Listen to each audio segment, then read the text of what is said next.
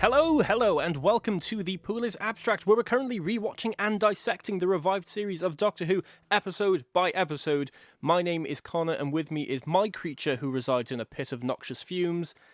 It's Charlotte. Wow. It's been so long, and yet you're such a dick. Right. Hello, everybody. Yeah, the only reason I'm living in a pit of noxious fumes is because you've created them. All right, okay. All right. I see what you're doing. Right. Hello, everybody. Right, to address the elephant in the room, yes, it's been a while. Yes, we have an excuse. We won't dwell on it, but we'll just say we bought a property, we bought a house. Yeah. We've been busy going through solicitors and insurance and banks and doing DIY on the house. We've been pretty busy. We're still not in it yet. Yeah, but... we're still working on it. But I spoke to Charlotte and I was like, hey, it's been a long time, so we should sit down and watch one. Yeah. So we did. Yeah. And we watched Series 3, Episode 3, called Gridlock. It aired on July 20th, 2007, and was written by Russell T Davies. Do you know what, Charl? What? This episode frickin' rules. Don't make that face. Do you know what? I've always liked this episode, but watching this, do you know what? This episode frickin' rules. Let me change your opinion. Oh, okay. You think you're going to turn me around? I always really enjoyed this episode. Don't do this. But I sat down to watch it today, and I was like, oh. Oh, don't do this. She's mid. How dare you? Do you remember the Shakespeare Code? Yeah. That's mid. No, that is poo. That's not mid. No, that's poo. That's not and poo. I think it's not all from it's 55. Okay it's if you have nostalgia goggles. No, that's not what this is. That's not what this is. This is okay. This episode is not great. I disagree. The best thing about it is Big Flanagan. Oh. And Flanagan? Flanagan? Brannigan. Flanagan. That took me a moment then to be like, excuse me. Excuse me, who? Yeah, Brannigan. Brannigan, he's the same character, but he's Cockney. He's played by Mickey Flanagan in a cat suit. The Doctor jumps through the scene and is like, welcome to my ass.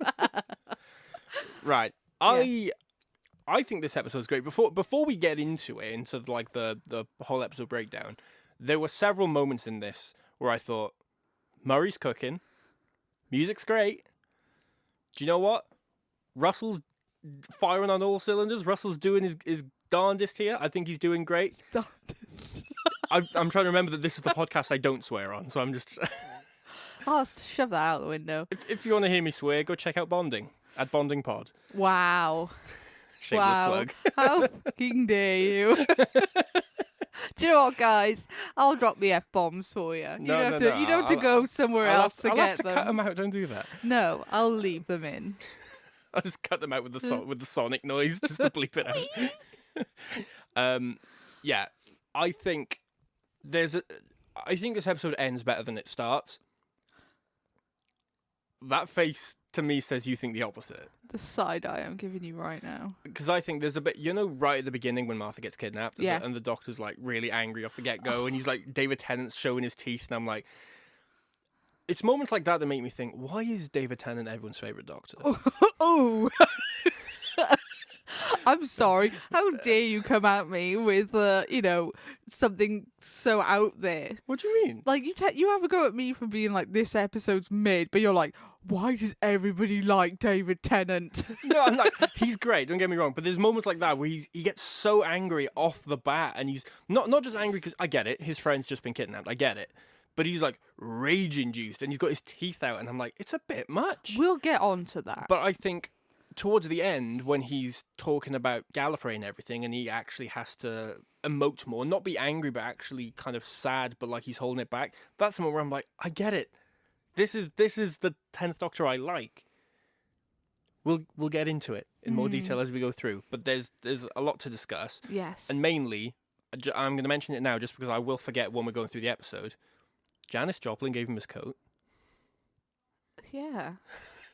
It's that thing of like, obviously I know it because of the line from this episode, but it's like, I just love the thought of when you watch the Christmas Invasion and he puts that coat on and he's like, oh yeah, and he's like swishing it around, and I'm like, which Doctor do you think met Janis Joplin? I feel like not like 8 did. Oh, yeah, that's a good shout. 8, definitely. You don't think it was Sylve? I mean, he was literally in America. They've all been to America. I know, but he was there. Speaking of America, considering this is in New York, why is everyone British? I mean, it's fake, isn't it? It's a fake New York. I know, but like... At one point, everybody... Sally Calypso was American. At one point, everybody in New York was British. If you think about it. All right. Mickey Flanagan came back out there. Yeah. Yeah. So you think it was 8? You think Paul McGann met Janis Joplin? I think so, yeah. And Yeah. he seems like the kind to have that coat as well. I like the idea of it being like Patrick Troughton. No. My giddy aunt. No. Yeah. Right. Do you want to dive into Gridlock? Sure. Right. Okay. So the episode begins. We see newscaster Sally Calypso giving the daily travel news to all the cars. She's on a little screen. She looks like a hologram. She is a hologram. And we see this old couple seated in one of the camper vans. And they call the police for help because they're being attacked by something from the outside.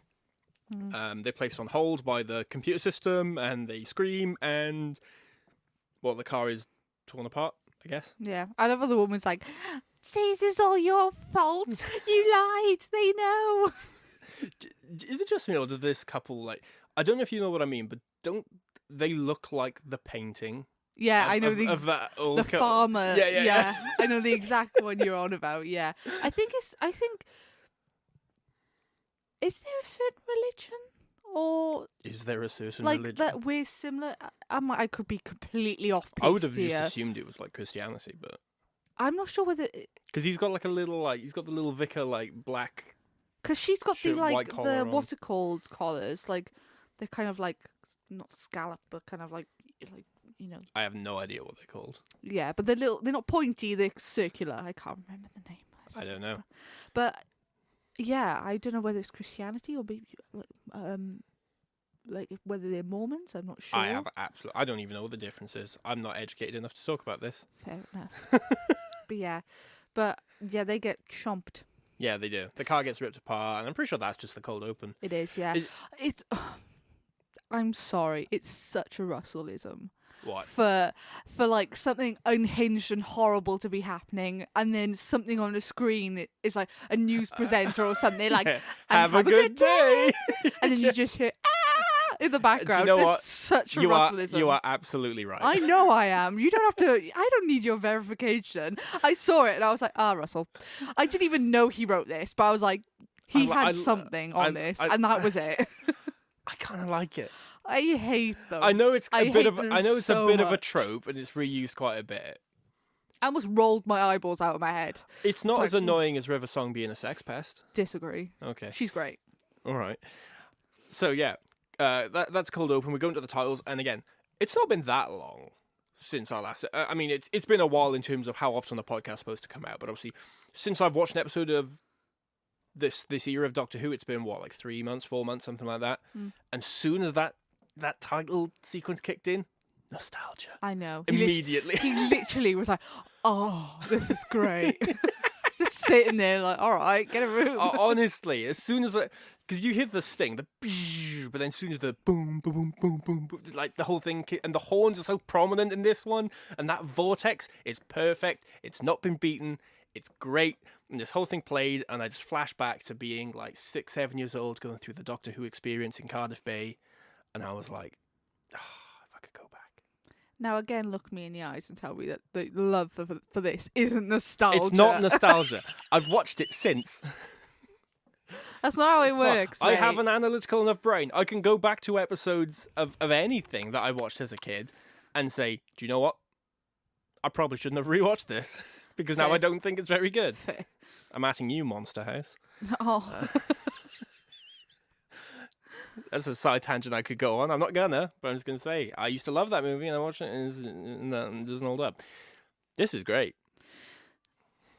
And Connor's correct, and we'll move on. As we've all established, yes. Right.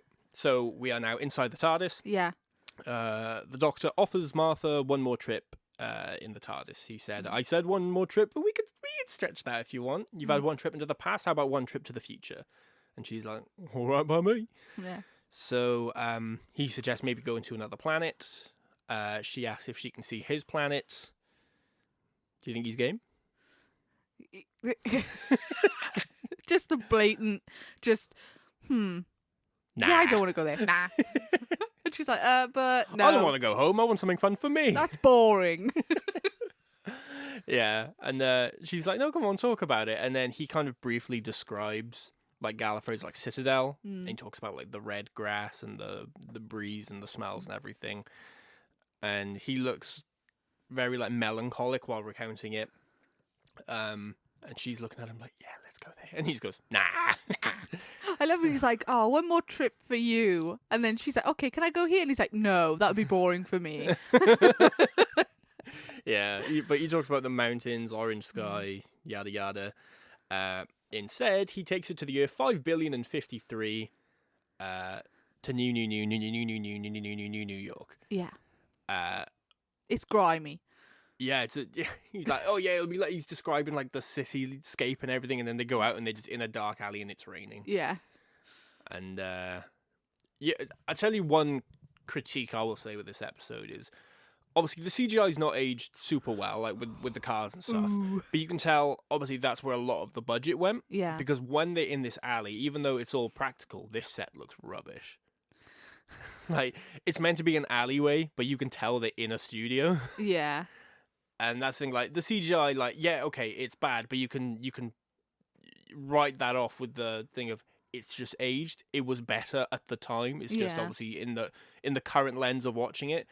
But man, is it really obvious that they didn't have a lot of budget for this set? Yeah. I mean, it didn't distract me too much. Not as much as we'll get there. But when the first car takes off, and the two of us like vocally went, "Ooh, oh no!" There's something about this set though of the alleyway that reminds me of like a theatre production. Yeah, I can totally get that. Yeah. I don't think it helps as well when all the vendors like open their little things. I'm like, am I watching Bugsy Malone or something? Bugsy Malone. Yeah, I just feel like it's gonna be like one of those kind of things where like I don't know. It's the fact that when they all pop out and the Doctor asks a question and they answer like one at a time. Yeah. It's that thing of like I feel like they're just letting all the cast members have a go. Yeah, you think they all of a sudden they're gonna like start like clicking their fingers like West Side Story, like yeah. Exactly, yeah. Yeah, so yeah, they're in this dark alleyway, it's raining, Martha's not impressed. Right, I'm gonna get into something here. We've only just got into this. Yeah. But this feels so forced. What? This whole scene feels like a scene. It doesn't feel like part of the story. It feels like they're like, okay, well... Do you mean the conversation they're about to have now, or do you mean like how this kicks off the plot and everything? Everything. Like Martha and the Doctor's conversation, it feels a bit more like organic. Because he sonics the screen and he shows her, it's a reused clip from New Earth where the cars fly over when they're lying on the grass. He's like, oh, that's what it looked like before. Oh, yeah, and she's like, oh. She's like, what, before? You were here with Rose? And he's like, he tries to play it off like, yeah, I think it might have been, yeah. She's like, rebound. Yeah. So you think that's kind of organic? Yeah, but the whole thing of like, yeah, come buy some happy, and then a random woman comes over, and she's like, I want to forget my parents. They've gone to the motorway, and then she's like, oh, I've forgotten. Goodbye. Do you mean like this? Yeah, it feels. It feels a little contrived to establish what these pouches. Or patches. God. Do you know what? I hate the patches so much. Unfortunately, it's kind of important. But this is the thing, right? They're so stupid, right? I put in my own. Was that you self-bleeping? That was my self-bleeping. Yeah. They're so stupid because, like, it's like Russell or whoever assisted in this section writing was like, we need something to be big enough to like have the reason what happens in the end happens. I say that though. I say it's important. I don't know if it is actually, because I'm thinking about it. The way novice... All right, just to jump ahead a little bit, just so we don't have to wait forever to get into the context of this. Obviously, it's revealed later that there was a drug called Bliss that kind of killed off the population. And the way Novice Haim describes it, I don't actually think you need this context. Well, Because there's a skeleton, isn't there, with the patch on it, and she says something like, "There was a drug, they called it Bliss, everyone started taking it, and it killed them all off, and everyone died, even the virus in the end." Yeah. That's all you need. You don't actually need this setup of the vendors don't. selling the pouches. You could just imply it was just the one drug. But that's what I mean. You don't. This What's the seems difference so between forced. What's the difference between happy and bliss? I don't know. Do you know what I mean? It's I'm assuming that it's like another one stronger level. than the other. I'm assuming it's like another level. Yeah. Do you know what I mean? Like, it's been like unaware of everything, but it's just so stupid. It feels so contrived. Yeah. And there is no need for it. If you had removed it, I would have felt more, what's the word, like... Immersed. Thank you. I think, I understand the complaint. I kind of agree. It doesn't bother me enough that it pulls me out. See, for me, it just makes me... It has the same issue and not that I agree with the general terms of it or the meaning behind it, but it feels like Orphan 55 when it's like, wow, drugs are bad. Look at this. Oh, they've drugged a woman, and then this woman who's pregnant is taking drugs, and then it's like, the drugs killed everybody, and even the doctor's like, I'm gonna shut you down. Yeah, I think it's one of those things, people don't really think about it, but if this storyline aired in the modern era, a lot of people would say it's trying to be political. Yeah. And it feels like it. Like I said, I forgot about that from the previous watch, but watching it this time, I'm like... I understand the complaint, and I kind of agree, but I'm not overly bothered by it because it doesn't last too long. It's not like a major thing. It's there for, like, this scene, and that's kind of it. I think that's worse. Because it's not made more of a thing, meaning that once you get to the end, it feels like, oh yeah, they've planted the seed at the start just so it makes sense. Yeah. I do have a question, and that's, how we find out that Sheen has an honesty patch on her neck. Why? Oh, don't even get me started. That's one of those things I'm like, what's going on in their relationship that we don't know about? He's like, liar. Is that bam? She's pregnant? Yeah. Is it Milo's baby? I love the idea. She's like, I'm pregnant. And he's like, liar. And then she's like, bam, honesty patch. How long do the patches last for? Obviously not that long, because Martha wakes up not that long after. Or depend on the patch, depends on the strength. Well, the woman running the stand does say they sell them in different strengths. Yeah. Because the woman who wants to buy happiness, I can't remember what number, but she says a number as well. So she gives her like a prescribed amount of it. But is that longevity, or is that like the difference between like me taking a sleeping tablet and having a quick nap versus like being under anaesthetic? Do you know what I mean? Well, yeah, I guess that's the thing, because because the woman wants forget, doesn't she? And I guess the prescription of that is, again, that's the thing. Does a higher prescription make you forget longer ago? So like a small prescription makes you forget the last 5 minutes, where a high prescription makes you forget like 2 years or something? Yeah. Or is it like how fundamental the memories are to you? Like a low prescription means you forgot what you had for breakfast, and a high prescription means you forget how to breathe. I'm assuming it's like short-term memory, only because she still remembers her parents. She's just forgotten that they're on the motorway. But then she's forgotten that the motorway's bad. But yeah, she doesn't seem to click when the doctor tells her that her parents have gone on the motorway. She's like, have they? Oh, that's nice. And just walks away. Yeah. That's what I mean. I think this... But that's quite a thing, though, because this motorway, we find out later, has been going on for, like 24 years? Yeah. Something like that. Yikes. What if you took one so strong you forgot... She didn't look that old. No. Well, I would guess in her 20s, 2030s, maybe. But that's what I'm saying. So in her mind, is she a child? Maybe. Well... Who knows? I'm sure Big Finish will answer these questions one day. Yeah. Or maybe the motorway started off good. So people were like, oh, yeah, the motorway, yeah. Yeah. And then only, like, in the past, I don't know, 10 years, it's like, oh, shit, that's bad. I don't know, that doesn't Because match up with what they say later. people still go onto the motorway, aren't they? They say everybody goes on there. Yeah. But it's people who are living in the slums, I guess. Do you think she's not frustrated that this is such a tangent? Do you think she's not frustrated that her parents, or sad that her parents have gone to the motorway and they'll never come back? Do you think she's unhappy at them because they've left her and are going to a better place? They're like, bye.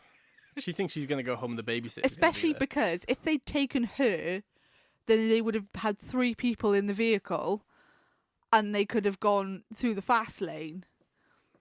But they chose to leave her behind anyway and take the long way round. Yeah. Yeah, to be fair, I'd want to forget that too. Yeah. So in the alleyway, Martha's like, "Oh, ever heard the word rebound?" Meanwhile, we see the face of Bo. Oh yeah. He sat in a room with Novice Haim, both of which last series even, in New Earth. And the face tells her to find the doctor before it's too late. And then we see her grab like a laser rifle and leave. She's like, Yeah. Let's I guess. go. Trying to give you the red herring that she's out to kill him, I guess. Sure, okay. do you know what? We'll get there when we get there. But that's another thing that pissed me off. Oh, stop. Don't even start. Look, your opinion's about to change about this episode, and we're going to bring it all to the surface. Right. Yeah. So the Doctor and Martha walk through the Undercity. This is when the pharmacists open up the market stands and they try to sell them the mood patches. Yeah. Obviously, the Doctor's kind of intrigued when this young woman comes up and she buys a forget patch to forget her parents. Martha, she looks disgusted. She's like, "What? So they're like drug addicts? This is what we become?" Girl. It's like, girl, this is what it's like now. Yeah. Like, you've gone to one alleyway.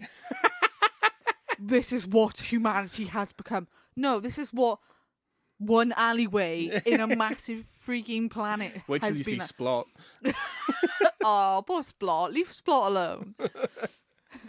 I know. It's like going to like the drug capital of the world, wherever that may be, and then just going there and then being like, is this what humanity has become? It's like, it's always been this way. You just haven't been here before. Yeah. Yeah, I know. It made me laugh so much. It's like having a trip to Ely and being like, this is what Wales is like. Leave Ely alone. Ely's great. Right, so, yeah, at this point, a young couple appears with a gun, and they grab Martha and kind of drag her away. She's screaming. This is when the Doctor gets his teeth out. He literally does nothing. Well, no, because he reaches his hand out, doesn't he? But they're pointing the gun at him. And he's like, look, I can help you, but whatever you do, just stop. Whatever you're doing, just stop. I can help, whatever it is. And they're like, I'm really sorry. And then they just like close the door and lock him out. Quick question. Do you ever hear them say at any point, we need 3 people? I don't think so. Because I didn't think I did. But the Doctor later on says that they mentioned that they needed 3 people. Maybe they do then. I don't know. Because I'm not confident enough to call that a mistake. I know, but I was also like, did they? I don't know. They might have. There was, again, there's like There's 4 a lot of people dialogue, talking over each other. Yeah. Yeah, oh my god. She's kicking and screaming, so Sheen puts like the sleep patch on her neck to knock her out. She's like, no, don't put it on me, no! Yeah. Yeah, and the Doctor basically tells the people running the stands, he's like, I suggest you all pack up, because I'm going to find my friend, and when I come back, I'm closing this street. Like, why? Literally, because drugs are bad and he's the goodie. Because he literally bangs on the door, asks for information. They give him information. They're like, and then he's like, I'm closing you down. Goodbye. Because they're like, selling drugs. They're just sitting there like, everybody does this. We're just doing our business. The fact that they have stands surely means that this is like legal. Well, it would have been legal because obviously we find later on that the Senedd was like everybody in the Senedd. Was it the Senedd? The Senate. The Senedd. Oh, you're so Welsh. Look at you. Cute. Everybody in the Senedd, right? And everybody in the Senedd was doing drugs. Yeah. No, the Senate was I doing wouldn't be drugs. surprised, actually. Well, in one way or form, I guess we all are. But, yeah. You know, there's probably loads of cocaine that passes through Downing Street, right? Like, there's no way. Yeah, look, these people, they most of them went to Eton or, do you know what I mean? They were party animals. They would have done coke at one point. Oh, Rishi, the biggest party animal of them all. Oh my god, no, what's that thing about David Cameron? Oh, well, the thing? The thing. The thing about David Cameron? Wait, which one? The pig. Yeah. Yeah. I mean, it was like done as a lad's day, so Right, let's move on. I wouldn't be surprised if he tried something. Christ. But yeah. Yeah, the doctor chases Milo and Sheen down, but they escape in their hover car. Yeah. This is the bit where we both went, ooh, because the CGI of the hover car lifting up, doing like a 180 and flying away is a bit of sketch. It is. Yeah, so the doctor, he asks the pharmacist, like we said, for directions to the motorway. But they basically say to him, like, oh, you're probably never going to see her again. And that's when he gets angry and he says, like, I'm going to shut you down. So Martha wakes up inside the car, and there's a gun nearby, so she, like, grabs it and points it at them. It's a bit awkward, this, isn't it? Yeah. Because she's like, stay still, I've got a gun. And they're like, it's not real. Yeah, Gene is like, it's not real. How would I don't know anything about holding a gun. And Martha's like, do you know what, me either? Just puts it down. She gives in, so it's... Yeah. She's like, how do I know you're not lying? And she's like, where am I going to get a gun? Yeah. Wouldn't even know how to hold it. And she's like, oh yeah, me neither. And then puts it down. Good to hear it's that easy to disarm Martha. She rolled a nat 20 on persuasion. She got persuaded by it. Yeah. They introduce themselves as Milo and Sheen. Sheen says she's pregnant. Obviously she talks about the honesty patch or whatever. Martha like snatches it off her neck. It's only honesty. Well, I don't know what that means, but do you know what I mean? Yeah, like, I guess, yeah, but it's not like she's like, you should have that if you're pregnant. It's like, you don't know what chemicals are in this. It might be fine. I guess the thing, people get touchy with anything though, don't they? And they say, because like, yeah, you're not supposed to like drink coffee or eat raw eggs or. I think you're not. Who eats raw eggs anyway, other than bodybuilders? Yeah, but like things like icing sugar, like has some types have like raw eggs in there, right? Or like you're supposed to like fully boil your eggs, make sure it's like fully cooked, right? Because last thing, I think when it comes to like pregnancy, people think your diet should be basically 100% natural, right?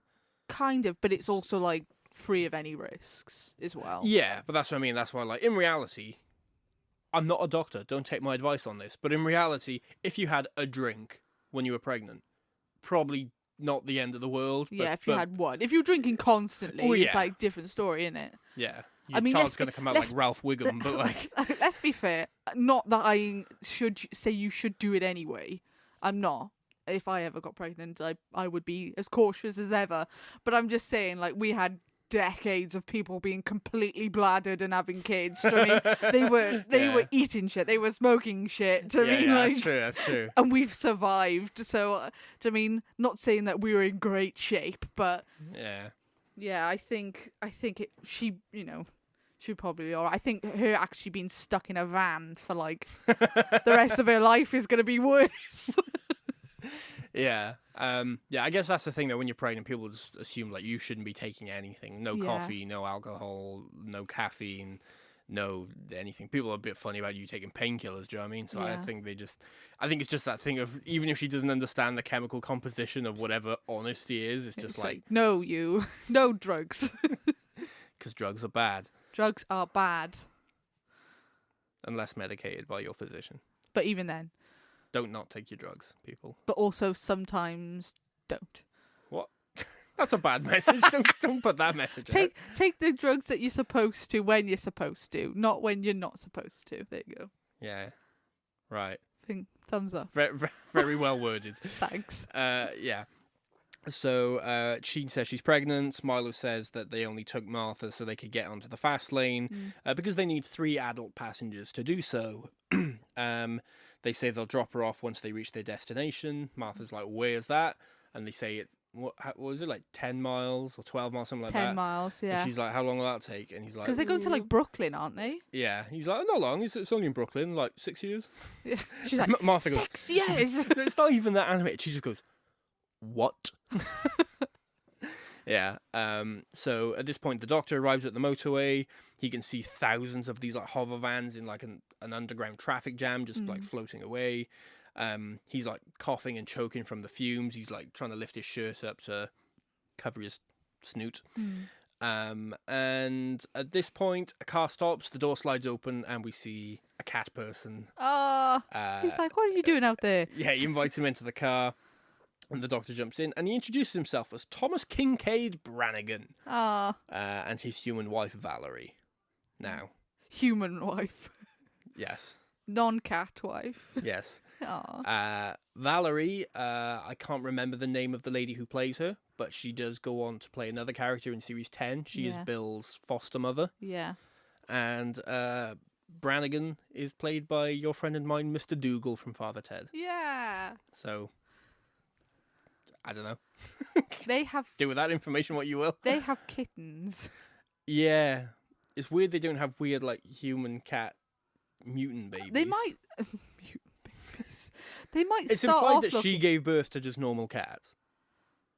Well, Is that what we're led to believe? Well, you don't know what Thomas looked like when he was a baby. He could have looked like that. Do they start off like normal kittens and then slowly morph into being more anthropomorphic, like, through puberty? Yeah. That's horrifying.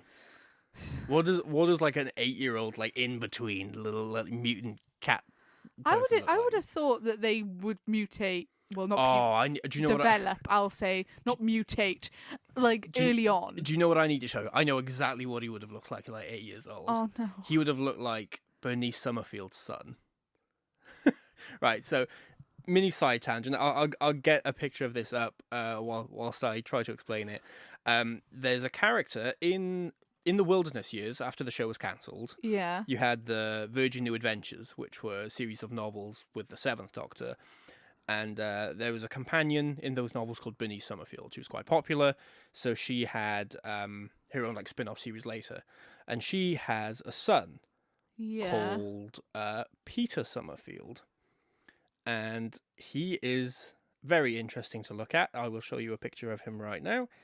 That is Peter Summerfield. Oh, he's a dog. Oh, why is he so edgy? Oh, I hate it. Yeah, so if you want to see what Charlotte just saw, just Google Peter Summerfield. It's the first picture on the TARDIS wiki. You can have fun looking at that. Oh. Yeah, that's definitely what Brannigan looked like as like an adolescent. Yeah. Like in between period before his fur fully developed. Oh no! It was like he got the snout and the ears already. He was like a Sphinx cat. Oh no! He looks like a scrotum. Oh no! Leave them alone. But yeah. So I was thinking about this, right? So say if you knew you were going to be on the motorway for a while. Yeah. If you had a kid, by the time they got to like 18, then you'd have 3 people. Correct. So you could just be speed lane. You'd think lots of people would be having... Some of them probably did have that train of thought, didn't Fair, they? yeah. I say that, though. It's been... How long did I say again? 24 years? 24 years, yeah. Something like that. I guess, like... They wouldn't have known in the beginning just how long they were going to be there. No, I guess they wouldn't. So I guess you'd have had to have been pretty on the ball to have had that train of thought. Do you know what I mean? For someone to have done that and for it to have worked, they would have had to have conceived within the first like 4 or 5 years of being on the motorway. I'm sure a lot of people had. They probably took their new babies, do you know what I mean, just in general, and were like, oh, we're going to somewhere better, take the kid. Yeah. So. But then again, everyone that goes to the fast lane. Oh no. doesn't make it. They're like, yay, kids turned 18. Homp. Oh no, that's so sad. Yeah.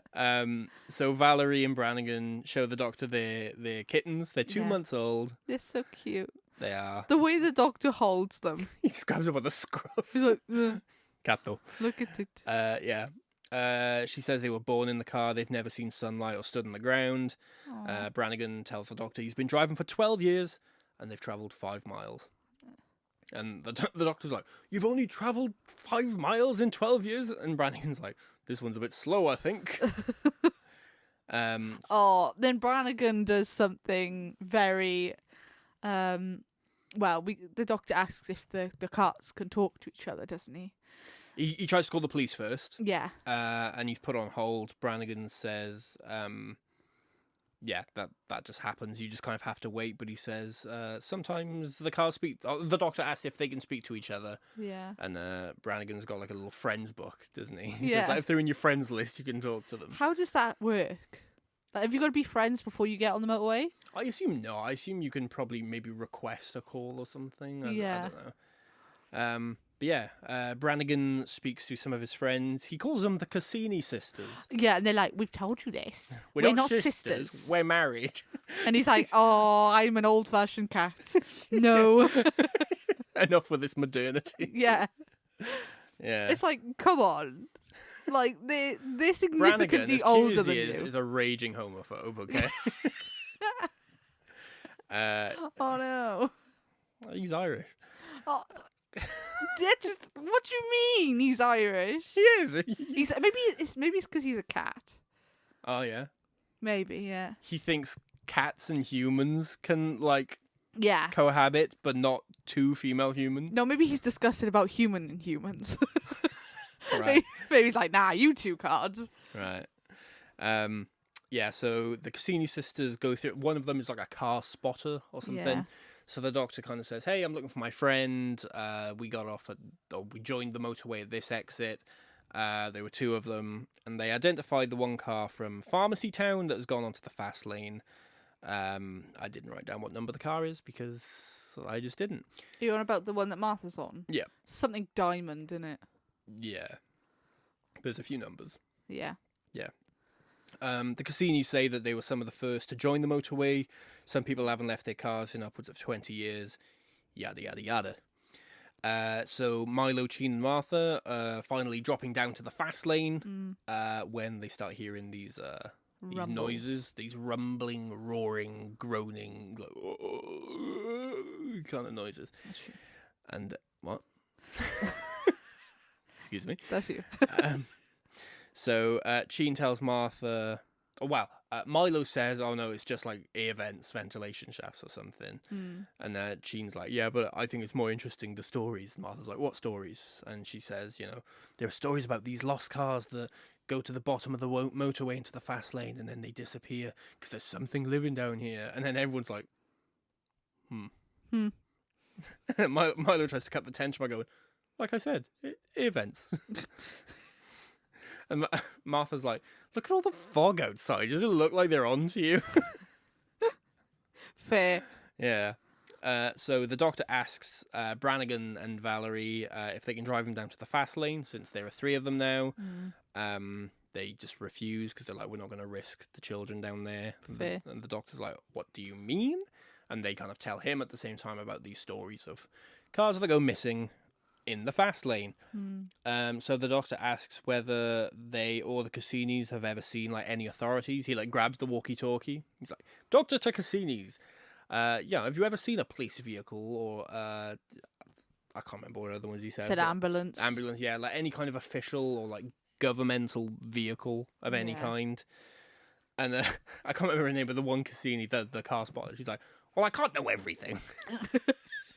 She's like, I can't see everything. It's like, come on, love. You've documented, like, wasn't it like 54 cars that joined the motorway? Yeah, you docked 53 cars that joined the motorway at that one exit in the span of like 10 minutes. You definitely would have clocked if you saw a police car. Because you would have been like, ooh.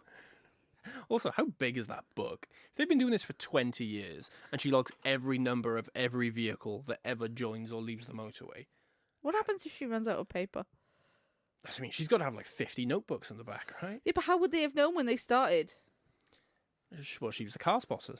Yeah, but they thought, how would they have known it would take that long for them to get... I guess they wouldn't have, but maybe she was a car spotter anyway, because the other one says, oh, what was my luck, like marrying a car spotter or something. That kind of implies she's been into this a long time. Yeah, but she would have had to have packed they would have had to have packed for 24 years worth of food and stuff. Like Milo and Jean say that they've... I don't think you could pack for 6 months worth of food.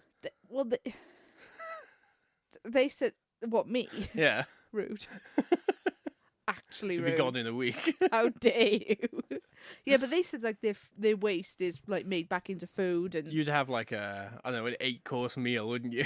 Day one. And you'd be like, oh no, now I've got to fast for a week. oh no, I must hibernate now until I can eat more. Yeah. So, yeah, they essentially established that they've not seen any police or ambulances Yeah. in their 23 years of driving. So the doctor thinks that the people have basically been trapped in the Undercity and abandoned, and they're all kind of freaking out a bit now. And then Sally Calypso appears on the screen again, and she announces the Motorway's daily contemplation.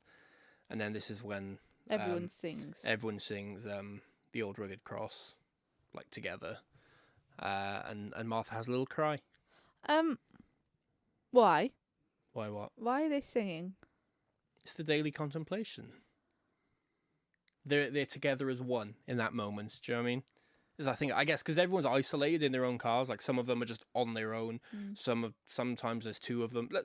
There's always one or two because anyone who have three people end up dying. Yeah, so, true. It's kind of solitary in that environment. And I guess that's the one time of the day where the city join and become one and become, I don't know, a people. If that makes sense. It's kind of nice. I like that. I've got a lot of questions. Yeah. If you want, I can. I bet you won't be happy with any answers. Do you know what? I'll take note of them and I'll ask them all at the end and see. How about that? Right. Okay. So, if you heard that, my Xbox just pinged.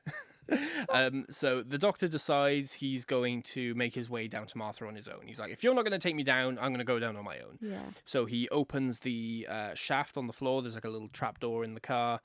And he basically jumps down. Well, he gives Valerie his coat. He's like, look after this. I want it back. Janice Joplin gave it to me. And then he drops down the hole and lands on the roof of the car below. And he kind of just goes one by one. He just keeps doing that to go down through the levels. I love how just random the cars are. Like he jumps into one car and it's like everything's white. The man has painted his face white. Everything's white. I don't think he's painted his face. I think he's just a species where he's white. And then they go into. He goes. I don't think he's just a weirdo. I'm assuming don't know. he's a. Well, what about the guy who then jumps into another car later on and he's like all red? Yeah, because it's like there's in New Earth there was a guy who was like. I know, yeah, but he had a disease. No, you're thinking of the mayor who had petrified regression, but there was I don't know. There was the guy in End of the World, wasn't it? There's blue. Yeah. Do you know what I mean? I think they just are blue people, red people, whatever. That's just kind of implied. I'm pretty sure there is just a white person in New Earth. I'd hate to, yeah, but can you imagine being like we're, I don't know what color, like beige-ish. What? Our skin tone. Caucasian. Well, I'll say beige for argument's sake. Right. Can you imagine wearing all beige and the whole of your like camper van being beige, the exact same colour as your skin? Have you seen the 70s? Yes. Yeah, people did that. No, they didn't. We had a beige phase. Not that. Do you know what I mean? There's a difference about having a little bit of beige. There was a period where we all had beach laminate. Like, at no point could somebody literally stand against a wall butt naked and be like, I'm blending in. Speaking of butt naked, there's a nudist couple that the doctor passes through. Yes, this is true. There's a couple of like kawaii like Japanese girls, I'm assuming. Yeah, they've got like pink, like what are they called, like clip-in hair, like strands, and they look very confused. They all look confused. Yeah. The doctor drops through until he gets to bowler hat man. The bottom one, the bowler hat man. Distinguished gentleman. Don't say I've never lost my manners. Just offer him a cup of water. Yeah, the doctor says to everyone, he's like, I'm the motorway foot patrolman. Your comments have been noted. Thank you. Goodbye. Milo and Sheen's car finally enters the fast lane. But all the exits are closed. They're a nearby cat driver, kind of like Brannigan, but like all black, I guess, is like screaming down the walkie-talkie, and he's like, you need to escape because there's something in here. And Milo's like, no, it's just air vents.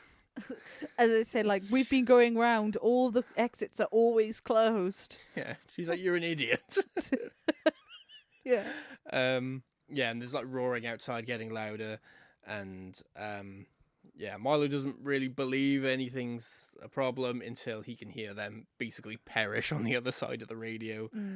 At this point, we cut back to Brannigan at the top, and now the top of his car's being sliced into. Yeah. And he's like, oh, for God's sake, what now? Well, doesn't he say, like, pirates? Oh, yeah, that's right. Yeah. He's like, oh, no. Yeah. And, yeah. Eventually, Novice Haim pokes her head inside, the little cattle. With a gun. She's like, where's the doctor? She's like, I'm looking for the doctor.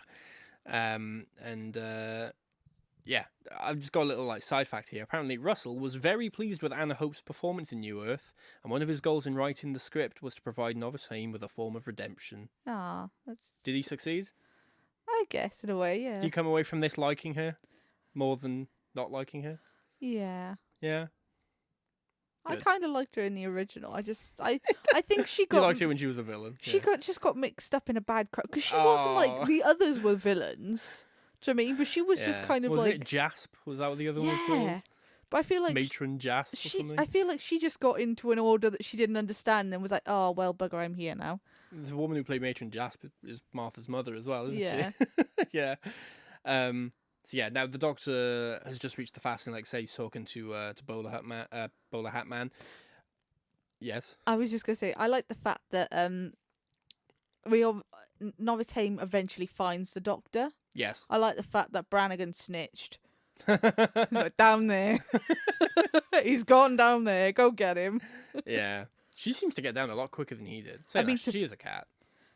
And to be fair, she has She always lands on her feet. like a laser blaster. Do you mean the Doctor's like, oh, hello, so how is your experience? She's just like, pew, pew. Yeah. She just like Did she just fire one shot and just fire a straight hole through Listen, every single roof she and just floor? bursts the door open. Yeah. At least the Doctor shuts it. Yeah, that's true.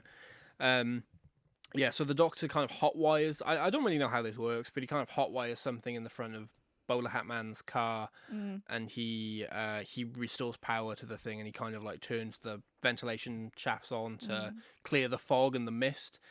And he looks down at what's down there, and he sees Macra. He sees the little claws going and snapping, and yeah, the Doctor's explaining to Bowler Hat Man that the Macra feed on toxic gas. This is the first time that the Macra have appeared in the show for 40 years at the time. They're lame. They're better in the original story. Yeah, they last appeared in the Macra Terror, which was a Patrick Troughton story. So that's second Doctor. That was a long time ago. I know Russell said he loved the idea of bringing back an obscure monster from the 60s rather than bringing back Dalek, Cybermen, typical thing. Yeah. Yeah, I think Macra Terror is actually like, I think it's mostly missing, but there's a fully like animated version that you can watch. I quite like it. I know a lot of people are kind of indifferent about it. I quite like the Macra Terror because in that story, the Macra are, I mean, the Doctor kind of implies it here, but the Macra are much more like sophisticated. They essentially communicate, I think, telepathically, and they mind control humans to basically work for them. It's like working in mines and stuff, which obviously produce the gas that they need to live off of. Yeah. And then the Doctor kind of makes a comment here, doesn't he, saying like, oh, that was billions of years ago. They somehow devolved and now they're just beasts. Which I think is interesting, but on the other hand, because they basically have no stake or impact in this story, it kind of feels like it could have just been anything. See, it's the Macra in name alone. See, I hate it. Right. Because I think I'll go more over this when we get to the end. But I feel like a lot of this episode, and I feel so sad because I really enjoyed this episode. Like the first time, I wasn't fully paying attention. I was just like, "Oh yeah." Yeah. But like when I actually sit down and watch it, I feel like things were just stuck, like thrown at a wall, and it was like, "What's stuck?" Do you know what I mean? I feel like there's so many different ideas. Nothing strong enough. Because again, the patches we've already spoken about, but with this, there's no need for them. You could have something else be, because obviously in the end it's like, oh, you know, I think it's trying to, like, what's the word, like, make you feel something or think something, and then it's like, actually it's not that. It's like like subverting expectations. that's what I'm looking for. Thank you. What expectation do you think it's subverting? Because it's like, do you mean because it started off with like people being stuck on the motorway, and then the doctor's like, the macra, like, this is why all the fumes are here and all the people are here, is to feed them. And then later on it's like, oh no, that's not the reason. Does he say that? Yeah, he does. What, he thinks the motorway's been set up to feed the macra? Yeah, he mentions, oh, yeah, of course, all the people are here to pollute the gas for the macra. Oh, that's not how I interpreted that. I just interpreted that as that's how the macra are thriving down here. I mean, not that people were essentially sacrificed by being put in here to feed the macra. Just that's how the macra are thriving, because they live off of this toxic gas, and obviously being trapped underground with an entire network of cars will do that. Yeah, but I think I'm almost certain, I could be wrong, but I'm almost certain he kind of not comes to that conclusion, but kind of states something along those lines of, like, that's why the humans are stuck in here. I'll have to recheck the script. Yeah. I'll check the transcript. But yeah, as Milo and Sheen's car is going along the fast lane, the macra's claws are snapping at it and trying to crush them. And Martha kind of theorizes that it's the light and the motion of the car that's attracting them. So she says, hey, you should turn off the power. And they're like, yeah, what? And she's like, yeah, just turn off the power. It might work. And he does, and the car stops and the lights go off and it works. And he's like, how did you think of that? And she's like, I saw it from a movie. What movie, Shell? Go. Oh, no. I probably know. I've probably seen it a million times, but you seriously think I wouldn't have thought you've seen it. No, I know for a fact you've seen this once. We watched it together. Years ago. I'm slow blinking at Connor right now. The Matrix. Was it? Yes. Anyway, moving on. Was it? Yes. Anyway. When? What do you mean when? When what? When? When what? When in the Matrix was that? When they're in the big car. It kind of looks... No, because she mentions that it's a submarine. Right. We'll move on. I'll talk to you about this after. Okay. Yeah, so it works. The car is like silence, and they've only got like 8 minutes of air or something before they have to turn the power back on. At this point, Novice Haim makes it to the bottom of the motorway. She's now in the same car as the doctor. They hug. He's like, Novice Haim! And then he's like, wait a minute. Last time I saw you, you were breeding clones to spread disease. No. I want to just stop you quite there. Yeah. She jumps into the same vehicle as him. Yeah. And then she goes, I'm just carrying this gun just in case of pirates. Yeah. Honestly, I'm like... What? It's like, no, I wasn't going to hurt you, even though you think I was. No, to be fair, she doesn't offer that information at first. It's because Bowler Hat Man says, like, oh, you've got a gun. I don't like guns. No guns in here. Yeah, but even then... And that's then... when she's like, oh, I'm not going to use it. I just have it in case there's pirates. She's not, like, immediately on the back foot. Yeah, but even then, do you mean, like, it just feels... It feels like at the start it's like, oh, she's gonna get the doctor. And then it feels like, oh no, pirates. Right. Do you think people want pirates? What, in the motorway? Yeah, they jump in. It makes things more exciting. Yeah, but do you think they jump in and they'd be like, oh, we got 3 people now, come on then. No, probably not, because the pirates would just steal your stuff and move along. I guess. You wouldn't want pirates. How would you do that? In the same... I don't know. I don't know. Okay, I'll come to the end with all my questions. So Novice Haim tells the doctor how she's repented for her sins under his guidance. And the doctor's like, huh?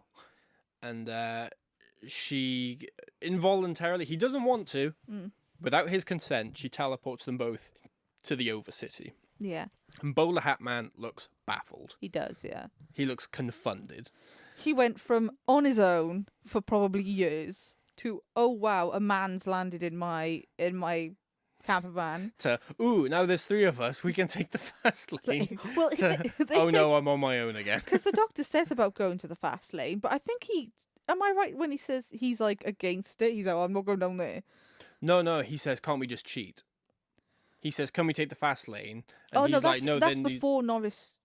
yeah, that's before Novice Haim comes in. Yeah, but when she gets in, I'm almost certain the doctor says like, let's go down. There's 3 of us now. Let's go. And I'm almost certain he mentions something like, oh, I'm not going down there. And then Norris Haim's like, well, we're going anyway. And he's like, I'm not going with you. And she's like, bye.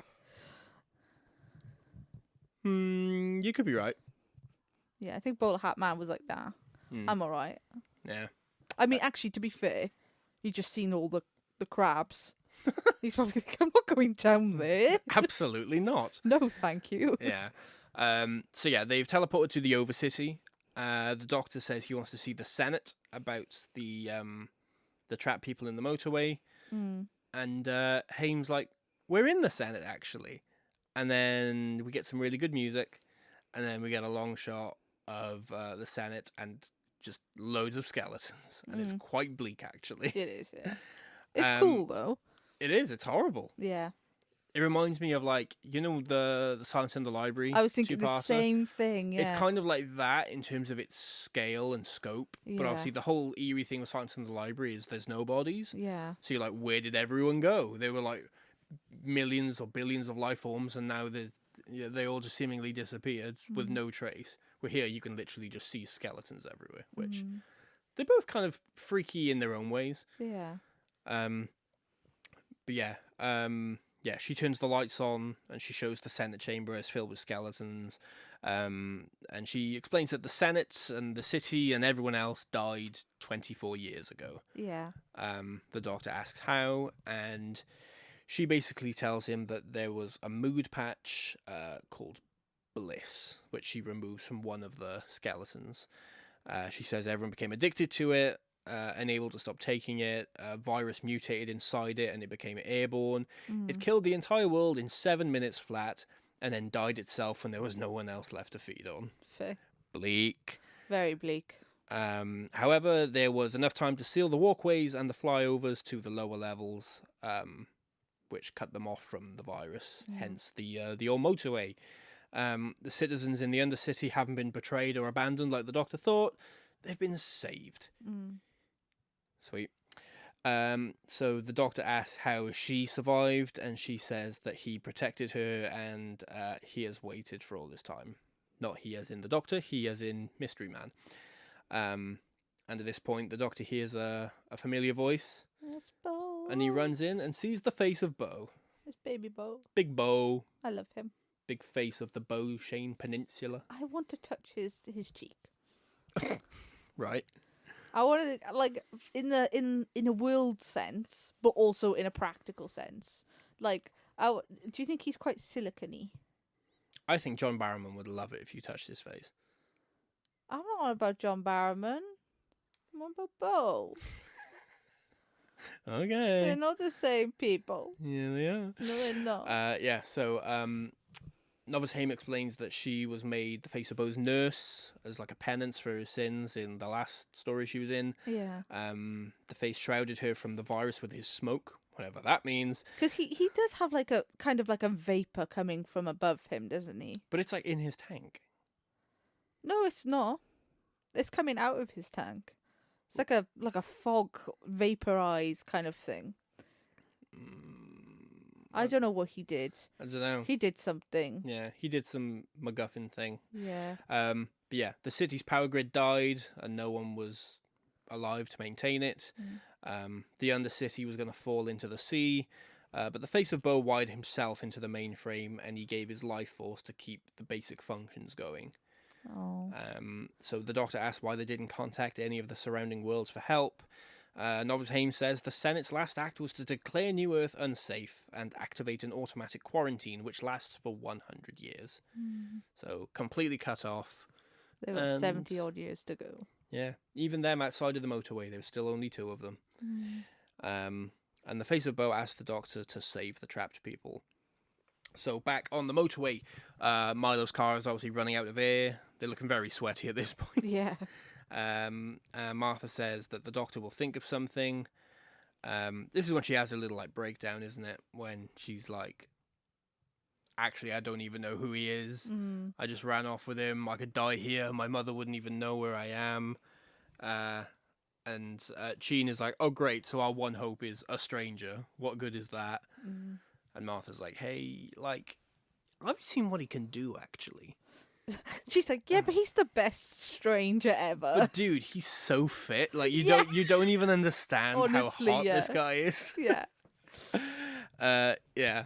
So, Milo starts the engine back up. It gives them air, but obviously it exposes them to the macro once the lights come on. So yeah, he starts driving, ducking and weaving in between. He does briefly get caught by one of the claws, but they're like accidentally knocked free because another macro like tries to reach for it and kind of baps them away. Back in the Overcity, the Doctor asks Novice Haim to help him restore power, but there isn't enough. And the Face of Bo, in one last act of self-sacrifice, he gives the last of his life force to power the equipment, and the Doctor runs up. What did you say? Don't go dying on me, you big old face. And then he flips a couple switches, and he pulls a lever, which opens up a seal at the top of the motorway, and all the roof opens up. Yeah. You see Brannigan in his car. He's like, ha-ha! You hear this like loud booming noise, and Valerie's like hiding the kittens, and then Brannigan looks out of the hole the Novice Haim made in the roof, and he sees the roof open up, and sunlight starts like flooding in, and it actually warms the Undercity for the first time in like 20 years. The Doctor appears on the hologram where Sally Calypso normally is, and he broadcasts to everybody, and he says, "Hello, my name's the Doctor. Do me a favor, drive up." And they do, and Brannigan's having a good old time. He's like, "You're not bad, Doctor. You're not bad at all." And they all, like, thousands of cars start accelerating up and going up into the ceiling. This also clears the way for Milo, because he wasn't able to escape the macra, theoretically, because if he went up, he was just going to hit one of the other cars, I guess. But now everyone's able to go up. They can all fly up and out and escape. Meanwhile, the Face of Bo's glass starts to like shatter, and Novice Haim is freaking out. Then it's kind of rushed, this bit, but I assume Milo and Sheen drop Martha off at the Senate, because we kind of we get this establishing shot of the Senate building, and then Martha's just there. She runs in. It's a bit funny actually, because she sees the skeleton. She's like, Doctor. She goes, "Doctor?" And he's like, "What?" And she's like, Doctor. Yeah, the Doctor's like, "Over here," and she's like, "Oh, okay." That's like over walking in, being like, "What the fuck?" And she sees the Face of the Doctor and Novice Haim are like kneeling next to him. And Martha's like, "What is that?" Which, fair. Yeah. It's like first time seeing that. Yeah, but so rude. Do you remember Rose's reaction to seeing him? It's like, yeah, and he was in his tank at the time. Do you imagine just seeing that on the floor? Yeah, but I wouldn't be like, "What is that?" It's obviously living. I probably would be like, "What is that?" I would be like, "Oh, hello." Do you know what I mean? I wouldn't be like, "What is that?" It'd be like finding a jellyfish on the beach. Do you know what I mean? You'd be like, "What's that?" Well, no, I wouldn't. I'd be like, "Oh, are you supposed to be? You look like you're in distress there. Are you all right?" I wouldn't be like, "What are you?" Yeah. So, yeah, he's like on the floor. The Doctor asks him to. He pleads him, if anything, to live. The Face of Bo's like, "Hey, everything has its time. You know that better than most. I'm the last of my kind, as you are the last of yours." And Novice Haim says, legend says the Face of Bo will say his last words to a wandering traveller, which was obviously referenced back in New Earth. The Doctor doesn't actually want to know this time, because in New Earth, he wants to know, doesn't he? And when the Face of Bo's like, "Oh, I'll tell you that next time," and the Doctor's like, "Oh, I hate that." Yeah. But this time the Doctor's like, no, we've got plenty of time for that. You need to keep going. He's like, "I love it when keep secrets are kept secrets." Yeah. Yeah, and the face of Bo reveals his great secret to the Doctor. He says, "Know this, Time Lord, you are not alone." And that's the only time you actually see his lips move as well. He actually, instead of communicating telepathically, his last words are audibly spoken.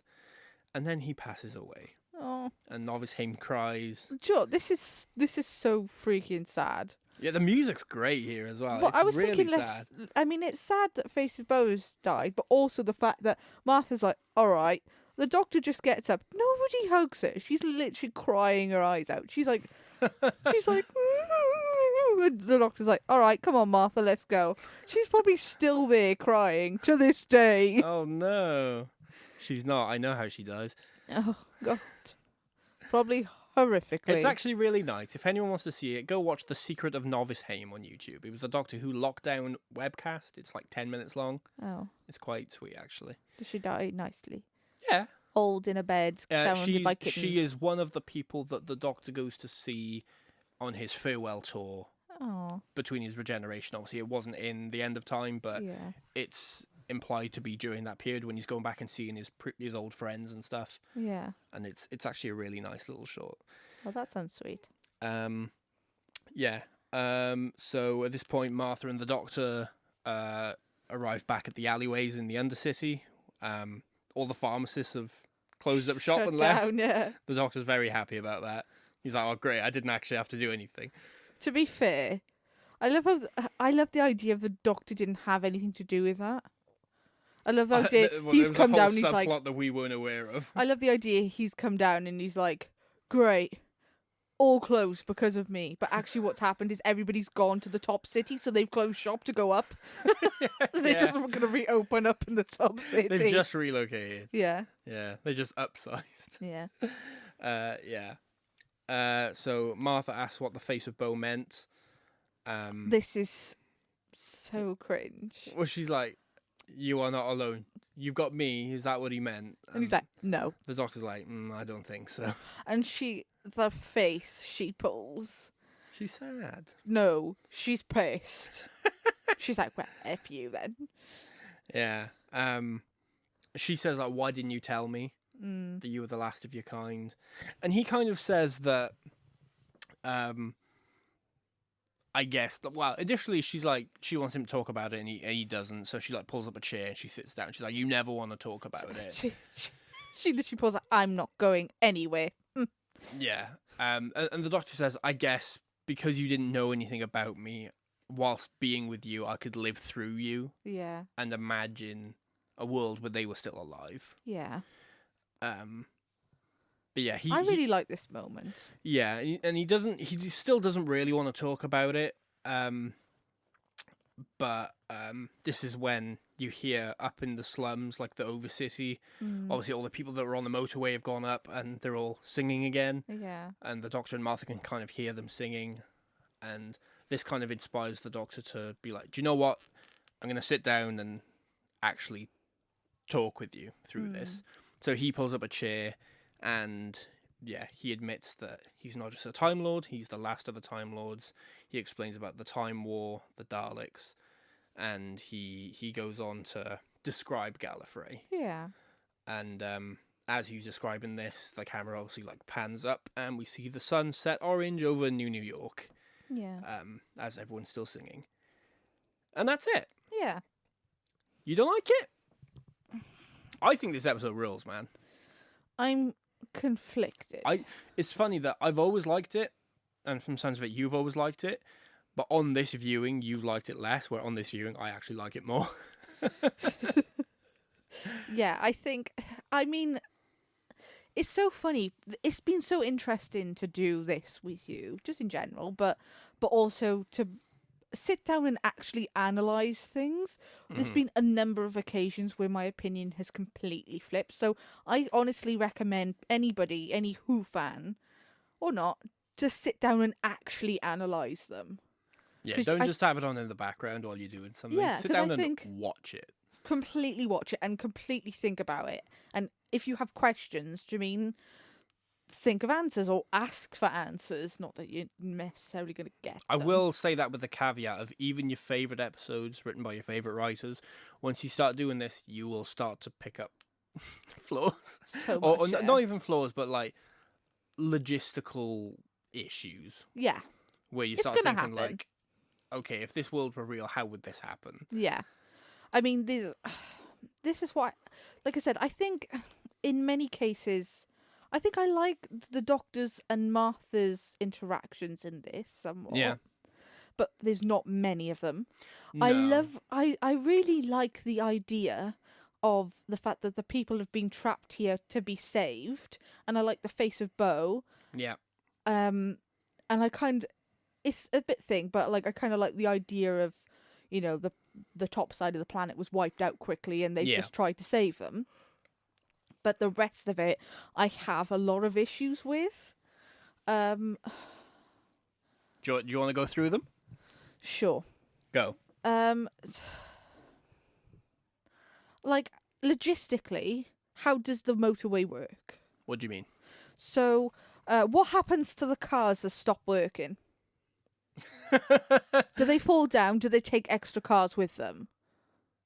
I don't know how you would take an extra car with you. I don't know. Because you would fall and the weight of your car, surely. But then again, they're kind of... Because when Martha and Milo and Jean, that's the true. When vehicle they kill the stops, power it's off. still floating. Yeah. Do you reckon this tunnel has like an anti-grav kind of thing going on in there? Possibly, like a magnet, maybe? Like maybe that's what kind of stops you. I don't know, maybe your car stops you going down a level, maybe? Yeah, maybe there's some kind of like grav field that keeps you on your level. Yeah. Maybe that's what lets you, when he says like you can't cheat the system, maybe if the thing doesn't register 3 life forms, the system physically won't let you change your altitude, maybe. Do you know what would have been cooler? Go. It wouldn't have worked for the first couple, but if the weight of the car, the weight of the vehicle, and the weight of the amount of people in it was a factor. So I because feel like you could cheat that system though, couldn't you? By just packing a lot of stuff. But again, you could possibly say that's how some people have gotten maybe lower, how they cheated it. Maybe they packed extra. Do you know what I mean? A lot extra. I don't know.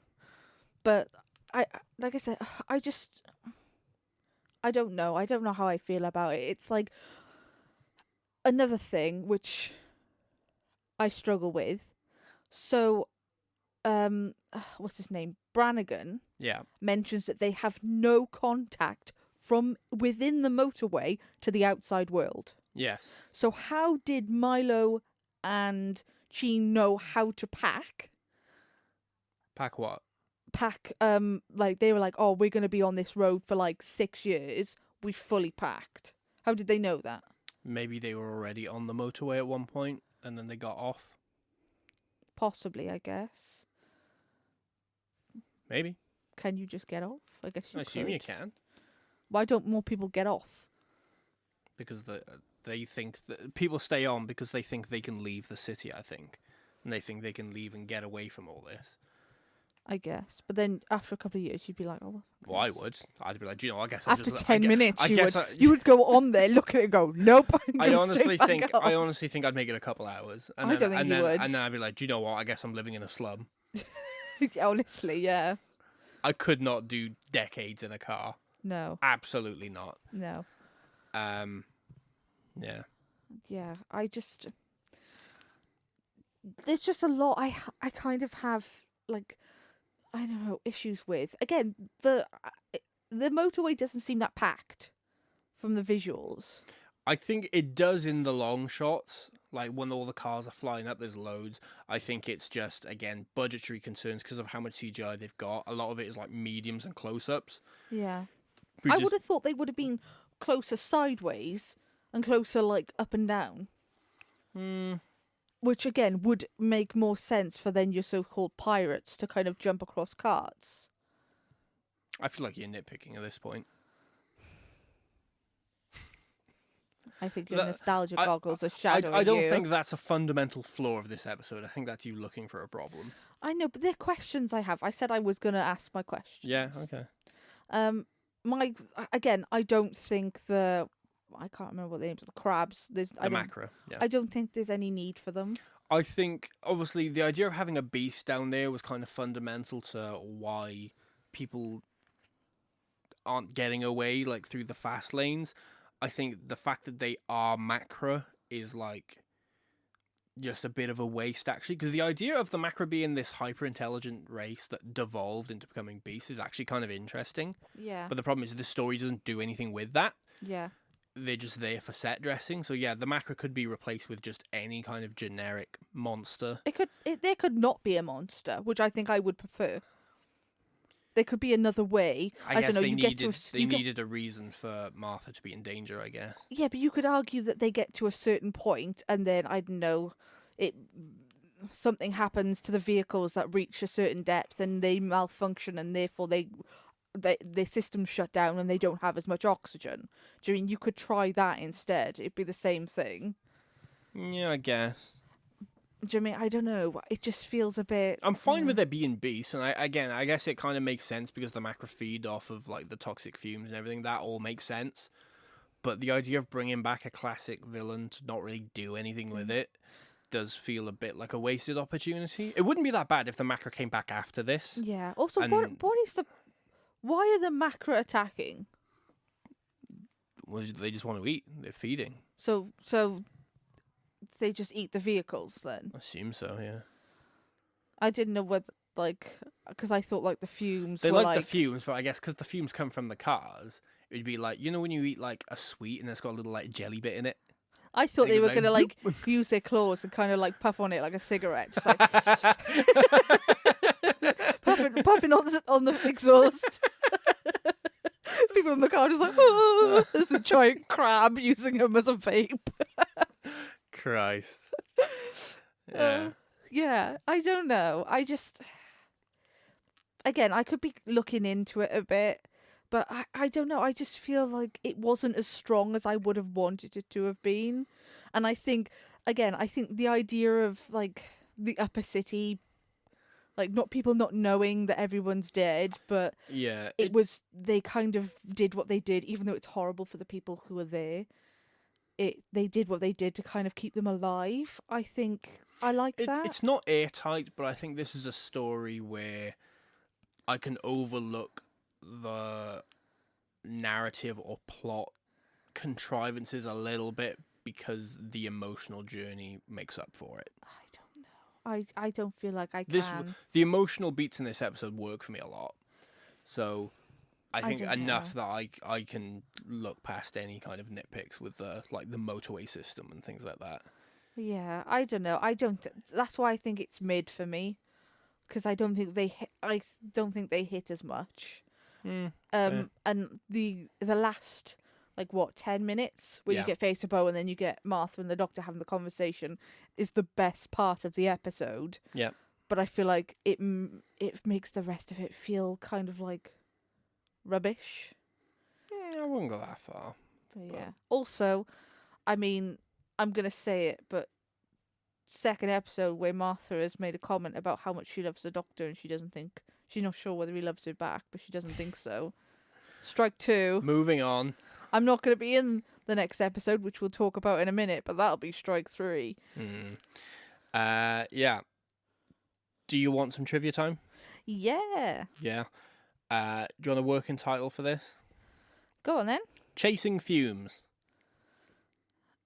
Okay, yeah, I prefer Gridlock. Any more or? No, that's it. That's all I got. Chasing Fumes. I think I prefer. Yeah, I think Gridlock's a better idea. Yeah. I agree. David a Tennant. David a Tennant. David Tennant got very attached to one of the kittens and didn't want to let it go. Oh, that is so cute. I hope he was able to adopt it or something. Russell T Davies intended to have the face of Bo reveal his message in New Earth. However, he decided to postpone this revelation when Billie Piper informed him she intended to leave at the end of Series 2. What's that face? Why? Why what? Why did he plan on postponing it? Because he didn't want to overshadow it. Oh, Oh, I guess, yeah. Like one narrative beat at a time. That's fair enough, yeah. Millennium FX had upgraded the face of Bo's mouth animatronics for New Earth from the End of the World. That's why the model looks kind of different. But the character obviously spoke telepathically the entire time. Yeah. So as a result, it was agreed that his final secret would be communicated orally, so the enhancements would not go to waste. Fair enough. And I think it works. Again, that's the fact that that's the only time he actually speaks with his mouth. Yeah. Quick question. Yes. Obviously, if you don't know this already, why are you watching this? But we later learn that Face of Bo is Jack. Yes, asterisk, yes. Who voices Face of Bo? Is it Jack? Is it It's almost certainly not John Barrowman. I would say, is it John Barrowman with like a I feel like I would know this if that were true. fair? So I'm going to say no, but again, with an asterisk, because I've not fact-checked that, but I feel like I would know that. To be fair, I mean, you could say they're not gonna have the same voice box, are they? I mean, he's a giant head with like little, I don't know, Medusa hair, like. I'm just going to Google Face of Bo voice actor, Struan Roger.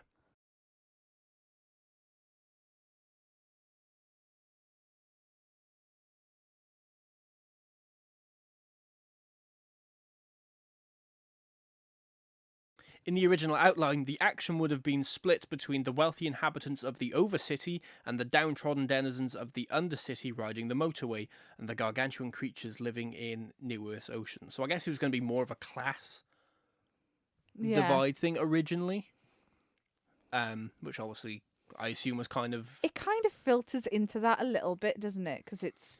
like Overcity, Undercity kind of thing. But also, like, people have like make little comments, like they mention about how like Martha looks quite wealthy and how the doctor, you know, is strange that he's here. He doesn't look like he belongs. Yeah, but it's funny though because again, maybe it's just because of other stories that tackle similar issues. But when I think of something being about class, it's normally about how the wealthy look down on the poor. Yeah. And that kind of dynamic. Yet this story's whole thing ends up being that the wealthy and the people in power actually, their last action was to save the downtrodden people. Well, which I think is interesting. Technically, it wasn't, was it? Oh yeah, I guess technically it was the Face of Bo, wasn't it? Yeah, because their plan was basically to shut the whole planet off. Yeah. That was their last thing. I guess to save the rest of the universe from the disease. But I'm not sure whether I don't think Face of Bo... She might be slightly right, because Face of Bo kept them alive, but they shut off the barrier, didn't they? Yeah, they closed off the motorway. Yeah, so I guess they stopped them from getting it, but... Yeah. Yeah. Yeah, the production team shot for 4 days in the 6-foot by 6-foot car, which Russell T Davies called a nightmare. because not many camera angles were available and only one crew member could adjust the props and lighting at a time. That's fair enough. I feel like this is one... I don't have that written down here, but I feel like I've read before that this is one of those circumstances where they only had the prop for one car and they just redressed it and did different lighting for each one. That makes sense. The artificial rain proved difficult in some shots as the production team had trouble getting one of the sidewalls wet. Just a fact. Director Richard Clarke was new to television, but Julie Gardner hired him based on his work on Life on Mars. Oh. And this is kind of like a half fact because I don't have the following question I know you're going to ask me, but David Tennant named this as one of his 2 favourite episodes. But you don't know which one. I don't know what the other one is. Yeah. But yeah, that's all I got. Fair enough. David Tennant liked this one, Charles. Why don't you like this one? Look, he probably had fun with it, that's why. And let's be fair, he was barely in it. What do you mean he was barely in it? That's not true. He was. He was in Blink less. I guess. This was like a hidden light. Do you know what I mean? Like, Not really. He's in it a bit. it's not that much, though. Like, he doesn't talk. I bet his dialogue is very small in this. I don't know. Anyway, do you have anything else to say about Gridlock? Not particularly. Just I don't know. Like if I had to rank it, I think now on a rewatch it would be a lot lower. Well, boo hiss, bar humbug. Well, on the plus side, yours is a lot higher, so you enjoyed it, which is good. Yeah, it balances out. Yeah. It's exactly where it should be now. Mid. Yeah, well, with that in mind, I guess thank you all very much for listening and for dealing with this ramble and whatever the hell this was. Yeah. We appreciate you very much as always. Don't forget to leave a like if you enjoyed this. You can comment something below. Say something nice to Charlotte. She needs a boost. No, don't do it. Say something nice to the face of Bo. Right. Compliment Bo. Yeah, you can subscribe to keep up with this stuff and all the stuff that we're posting. You can follow us over on YouTube Music, on Apple Podcasts, or on Spotify. Your streaming platform of choice, whichever one it is. We're probably there, unless you're one of the 3 people that use Deezer. In which case, I'm sorry. Charlotte just made a face as if she doesn't even know what Deezer is. I don't. I'm sorry. Yeah, exactly. If you're using Deezer, what's wrong with you? If you're using Deezer, how have you heard this? Yeah, good point. Yeah, I think that's it. Well, I guess we'll see you in the next episode where we're going to make a trip to the real New York. Yeah. And by we, I mean me and not Charlotte. But I guess you'll have more context for that in that episode. Yeah. So with that in mind, thank you all very much for listening. Stay safe. Stay away from heavy traffic. Yes. And fumes. Yes. And nauseous gas. Yeah. And we'll see you next time. Bye. Goodbye.